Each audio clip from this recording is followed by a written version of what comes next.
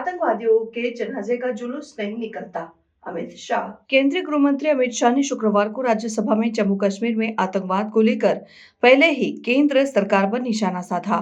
उन्होंने कहा कि 10 साल पहले जम्मू कश्मीर में आतंकवादियों का महिमा मंडन होता था, जनाजों का जुलूस निकाला जाता था। हमारे समय में भी आतंकवादी मारे गए और ज्यादा मारे गए, लेकिन किसी के जनाजे का जुलूस नहीं निकाला गया।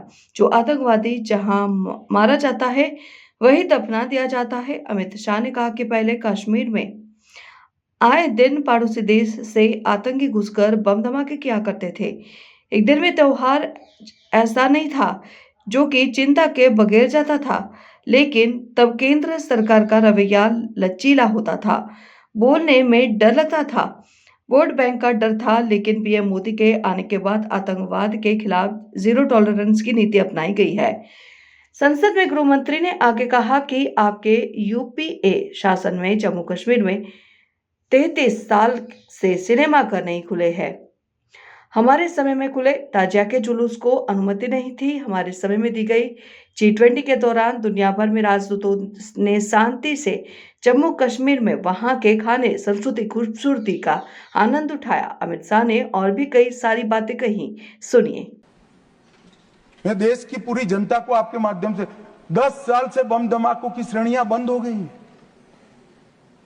आए दिन बम धमाके कर चले जाते थे, कुछ नहीं होता था। 3 घंटे का एक न्यूज होता था। मुंबई के होटल में घुस जाते थे, रेलवे स्टेशन पर घुस जाते, घंटों तक, 2-2 दिन तक देश का श्वास ऊपर हो जाता था, कुछ नहीं होता था। किसी की हिम्मत नहीं इस देश में बम धमाके करने की। मान्यवर, ये देश सुरक्षित है नरेंद्र मोदी के साथ। आतंकवाद को जड़ से उखाड़ने के लिए हम प्रतिबद्ध हैं। और मैं फिर से एक बार कहता हूं, 31 मार्च 2026 को यह देश नक्सलवाद से मुक्त हो जाएगा। कश्मीर में अब शांति है। नॉर्थ ईस्ट में भी सारे उग्रवादी लगभग सरेंडर कर चुके हैं। मान्यवर, नॉर्थ ईस्ट में भी विकास का रास्ता प्रशस्त हो चुका है और पूरा देश मोदी जी के नेतृत्व में आगे बढ़ रहा है। देश की कानून और व्यवस्था की परिस्थिति सभी राज्यों के सहयोग से, मोदी जी की दृढ़ राजनीतिक इच्छा शक्ति और मजबूत प्रबंधन के कारण सुरक्षित है। विपक्ष को कम से कम आप चिंता मत करिए, चिंता हम पर छोड़ दीजिए। हम बहुत अच्छे से चलाएंगे, आपको भी सुरक्षित रखेंगे, देश को भी सुरक्षित रखेंगे।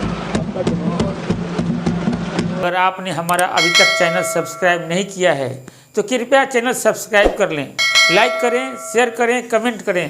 तो मिलते हैं फिर किसी और खबरों के साथ। नमस्कार।